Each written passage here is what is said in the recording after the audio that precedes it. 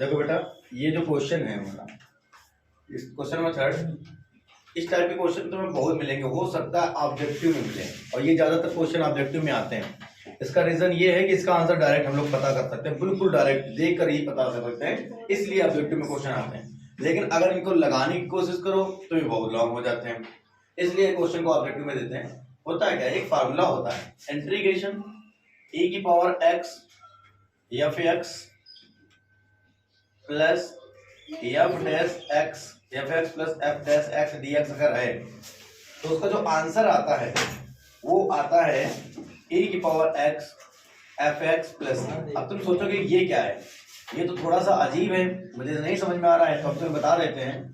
अगर कभी दो फलन हमें इस तरीके से दिए हों कि ब्रैकेट के बाहर e की पावर x है, ब्रैकेट के बाहर e की पावर x है, और ब्रैकेट के अंदर कोई दो फलन ऐसे हैं कि अगर पहले का अवकलन करें तो दूसरा आ जाए, पहले का अवकलन करने पर अगर दूसरा वाला आ रहा है, उस स्थिति में जो उसका आंसर होता है e की पावर x के साथ में पहला जो फलन है वो प्लस में c, मतलब e की पावर x है f प्लस c।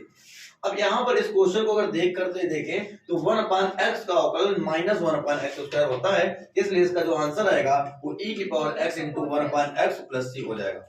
तो ऐसे क्वेश्चन को हम कैसे करेंगे, कैसे, तो इसको हम वेरीफाई करके बता देते हैं। वैसे हम आंसर डायरेक्टली लिखेंगे, अगर ऑब्जेक्टिव में आएगा तो हम करेंगे कैसे। जो अगर करना है तो हम कैसे करेंगे, इंटीग्रेशन पहले मल्टीपल कराओ e की पावर x इंटू में 1/x dx, इसको हमने अलग कर लिया, माइनस इसका मल्टीपल कराएंगे तो इंटीग्रेशन e की पावर x और 1 इंटू में 1 में x² और dx हो गया। जो फर्स्ट सेकेंड वाला है उसको तुम्हें कुछ नहीं करना है, जो फर्स्ट वाला है उसमें तुम्हें रूल लगाना है खंडशः समाकलन का। तो हम खंडशः समाकलन करेंगे, यहाँ पर हम इसको पहला और इसको दूसरा मानेंगे, क्योंकि हम आइलेट पढ़े हैं, एक्सपोनेंशियल फॉर्म जो होती है, एक्सपोनेंट फॉर्म सारी वो लास्ट मानते हैं, सबसे लास्ट में।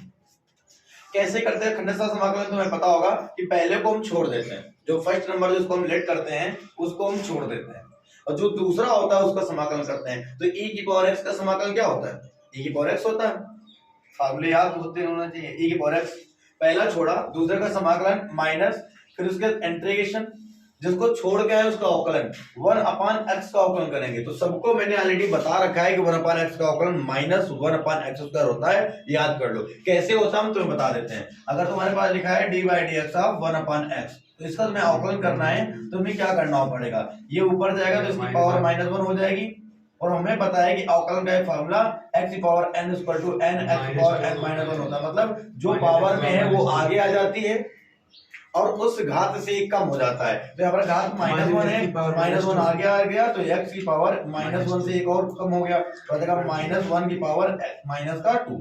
अब ये पावर माइनस में ना रहे इसलिए इसको बटे लिख सकते हैं, दिया जाएगा x²। तो देखो बेटा 1/x जो अवकलन आया वो माइनस का 1/x² है।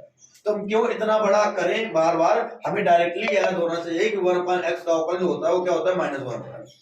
तो यहाँ पर हमने क्या किया, पहले को छोड़ा है, दूसरे का समाकलन माइनस, जिसको छोड़ा उसका अवकलन, तो 1/x का अवकलन क्या होगा, -1/x²।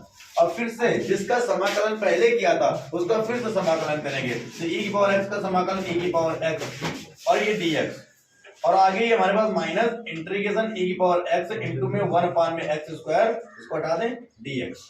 अब देखो बेटा 1/x इंटू में e की पावर x, ये minus minus plus, integration 1/x² e की power x dx minus integration e की पावर x इंटू में 1/x² dx।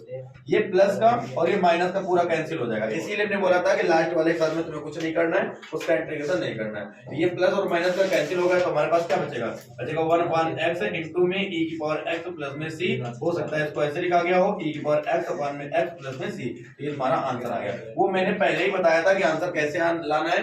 अगर तुम्हें इस तरीके कोई दो फलन मिलते हैं कि पहले का अवकलन करने पर दूसरा आ रहा हो, तो क्या करेंगे, उसका आंसर होता है e की power x then first function plus में c। ठीक है, नोट करो। इसके लिए तुम्हें पहचानना पड़ेगा कि किसका अवकलन क्या होता है, नोट करो।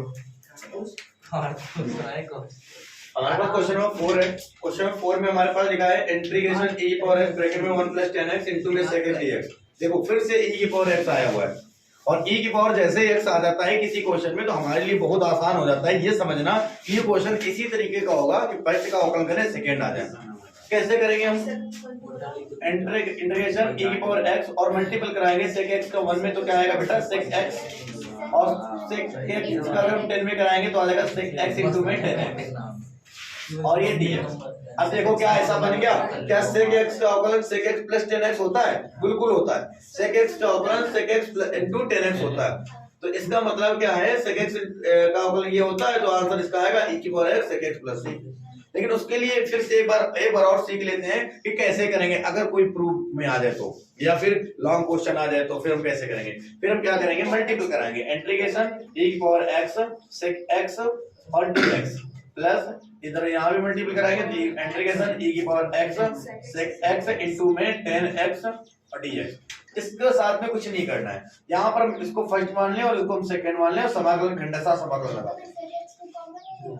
बेटा कॉमन तो वहां ऊपर ही था, अगर हम दोबारा कॉमन लेंगे तो क्या फायदा, कॉमन था तभी तो मल्टीपल कराया था, है ना। फिर से कॉमन लेने हमने क्या किया, अलग अलग कर दिया, e की पावर x का इसमें मल्टीपल किया और इसमें कर दिया। अब फर्स्ट से सेकंड से खंड सा समाकलन लगाओ, क्या करते हैं, पहले को छोड़ देते हैं, तो सेकंड को क्या करेंगे हम लोग, छोड़ देंगे, दूसरे का समाकलन करते हैं, e की पावर x का समाकलन e की पावर x माइनस जिसको छोड़ा है उसका अवकलन करते हैं, तो sec x का अवकलन क्या हो जाएगा, sec x into में 10x हो जाएगा, और जिसका पहले समाकलन फिर से समाकलन तो e की पावर x और ये हो जाएगा dx प्लस, अब इसके आगे वालों को कुछ नहीं करना होता है, e की पावर x ये हो जाएगा sec x into में 10x dx, ठीक है। अब देखो यहाँ पर sec x 10x e की पावर x dx और ये वाला ये दोनों सेम है, और ये माइनस का प्लस का क्या हो जाएगा, यहाँ पर हमारे पास आंसर क्या आएगा, आंसर आ जाएगा sec x into में e की पावर x और प्लस में 3, ठीक है।